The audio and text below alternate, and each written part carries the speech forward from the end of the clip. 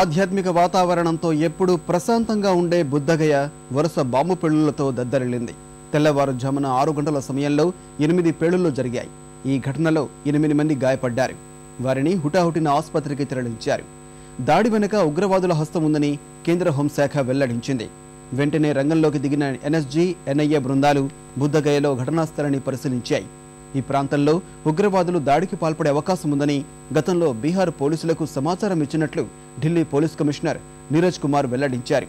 దాడి జరగవచ్చని నిఘా వర్గాలు సమాచారం ఇచ్చినా బీహార్ ప్రభుత్వం చర్యలు చేపట్టకపోవడాన్ని విపక్షాలు తప్పుబట్టాయి.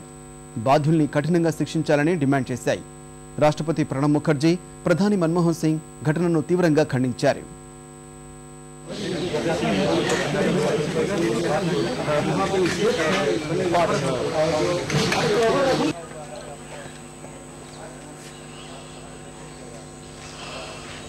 वही सर